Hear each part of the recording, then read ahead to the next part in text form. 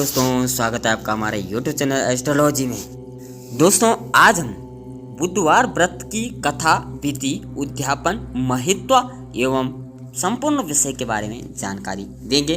दोस्तों, हिंदू धर्म में अनेकों मान्यताओं का प्रचलन है। हर दिन कुछ खास महत्व रखता है, इसीलिए प्रत्येक वार अलग अलग देवी देवताओं को समर्पित है।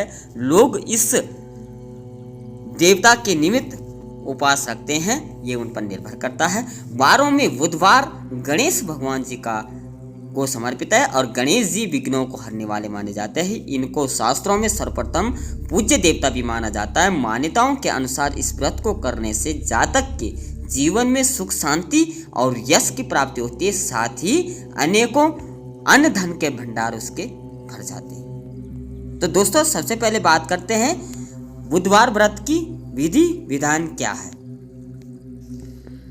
बुधवार व्रत की विधि के बारे में बात करें, यद्यपि किसी भी मास के किसी भी बुधवार से यह व्रत प्रारंभ किया जा सकता है, परंतु विशाखा नक्षत्र युक्त बुधवार से व्रत प्रारंभ करना सर्वश्रेष्ठ माना जाता है। बुध ग्रह की दशा खराब होने पर अथवा अन्य किसी विशेष प्रयोजन की आपूर्ति हेतु भी बुधवार को बुध देवता के निमित्त व्रत किया जा सकता है। सामान्य काल में भी विभिन्न कामनाओं की पूर्ति करने के लिए मोक्ष प्रदायक व्रत यह माना जाता है। बुध देवता इतने कृपालु है कि 7 अथवा 27 बुधवारों को व्रत करने से ही साधक की सभी मनोकामनाएं पूर्ण होती है। यदि बुध की ग्रह दशा बहुत खराब चल रही हो, तब 128 बुधवारों को तक यह व्रत किया जाता है।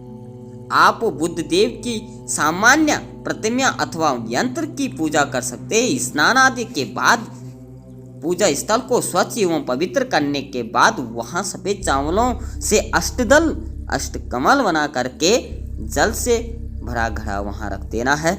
जल के इस पात्र पर कांसे का कटोरा रखकर उस पर कटोरे पर बुध देवता की प्रतिमा स्थापित करनी है।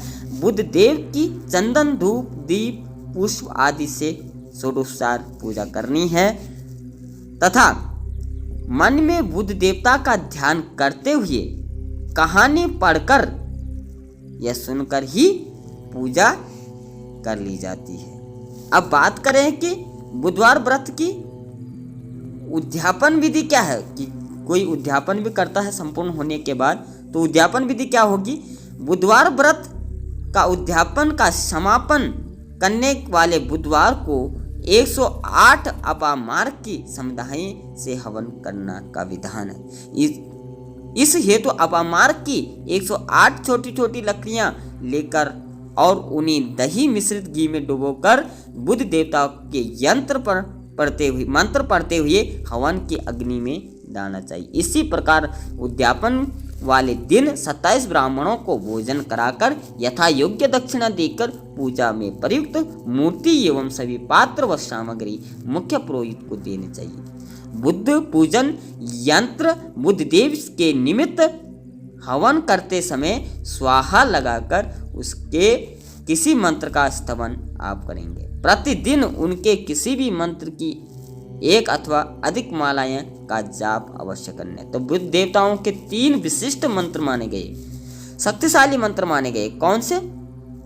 पहला है ओम बुम बुद्धाय नमः, सामान्य मंत्र। दूसरा है ओम श्रीम श्रीम बुद्धाय नमः।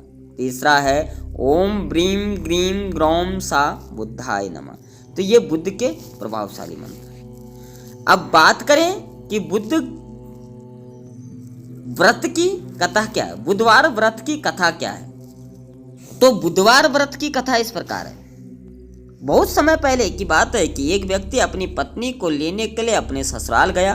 दूसरे दिन आप अपने सास ससुर से कहा कि वे उसे और उसकी पत्नी को विदा कर दें। उसके ससुर और अन्य सभी व्यक्तियों ने कहा कि बुधवार को तो कहीं गमन नहीं करते और लड़की को मायके अथवा ससुराल जाना पूर्णतः वर्जित है। परंतु वह व्यक्ति ये बहुत जिद्दी था, उसने किसी की ना मानी और अपनी जिद पर अड़ा रहा। वह तो आज भी अपनी पत्नी को लेकर अपने घर जाएगा। विवश होकर उसके पास सास ससुर ने न चाहते हुए भी अपनी पुत्री को दामाद के साथ विदा कर दिया। एक रथ पर बैठ करके जिसे वह व्यक्ति लाया था, वे दोनों अपने घर के लिए चल पड़ते। राह के लिए रथ में भोजन पानी वगैरह सब कुछ रख देते, परंतु एक स्थान पर झटका लगने से घड़ा उलट गया और सारा पानी बह गया। कुछ समय व्यतीत होने पर उनकी पत्नी को प्यास लगी। तब उस स्त्री ने अपने पति से कहा कि मुझे बहुत प्यास लगी है। रथ को एक वृक्ष के नीचे खड़ा करके वह लोटा लेकर रथ से उतरकर जोर जल लेने चला गया। जैसे ही वह पानी लेकर अपनी पत्नी के निकट आया तो वह देखकर आश्चर्य से चकित रह गया कि ठीक अपनी ही जैसी सूरत तथा वैसी ही वेशभूषा में एक व्यक्ति उसकी पत्नी के पास रथ पर बैठा हुआ। उसे यह देखकर आश्चर्यचकित हुआ और साथ ही क्रोध भी आया। क्रोध में भरकर उस स्त्री के वास्तविक पति ने रथ पर बैठते हुए व्यक्ति का हाथ पकड़ लिया और चिल्लाकर बोला, तू कौन है? यह तेरी हिम्मत कैसी हुई जो तू मेरी पत्नी के निकट बैठा है? रथ में बैठा पुरुष हाथ झटक कर बोला, शोर मत न कर, तू मेरी पत्नी और मेरे रथ को क्यों अपना बता रहा है? यह तो मेरी पत्नी है जिसे मैं अभी अभी अपनी ससुराल से विदा करा कर ला रहा हूँ। दोनों ही उस स्त्री को अपनी पत्नी बतला रहे थे और इस प्रकार उनका झगड़ा काफी बढ़ गया। दोनों ही एक दूसरे को मारने पर उद्यत हो गए। इतने में उस राज्य के कुछ सिपाही वहां आ गए और उनसे झगड़े का कारण पूछा। दोनों ही बातें सुनकर सिपाही भी चक्कर में पड़ गया। सिपाहियों ने उस स्त्री से पूछा कि वही पहचान कर बताए कि उसका पति कौन है। स्त्री बेचारी कोई उत्तर न दे सकी। वे दोनों ही बिल्कुल एक जैसे थे, अतः वह स्वयं ये फैसला नहीं कर पा रही थी कि इनमें कौन सा उसका पति है और कौन झूठ बोल रहा है। बेबस होकर सिपाही उन तीनों को रथ सहित न्यायालय ले जाते हैं। अब स्त्री का पति बहुत पछताने लगा। वह बारंबार अपनी गलती के लिए भगवान से क्षमा मांगने लगा और अपने अपराध को माफ कर देने की प्रार्थना करने लगा। उसी समय आकाशवाणी हुई, हे मूर्ख, तूने अपनी जिद के आगे किसी के न मानकर बुध देवता को नाराज कर दिया। बुध को तो सामान्य रूप से भी कहीं गमन नहीं करना चाहिए। स्त्री को तो अपने मायके अथवा ससुराल बुधवार के दिन कभी नहीं जाना चाहिए। यह दूसरा व्यक्ति और कोई नहीं, स्वयं बुध देवता है जो तेरा रूप बनकर तेरी पत्नी के पास बैठे हुई।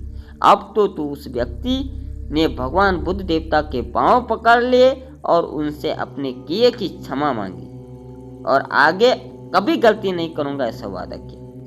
तब बुध देवता अंतर्धान हो गए और वह बुधवार को बुध देवता की पूजा करता था, व्रत करता था, कथा सुनने लगा।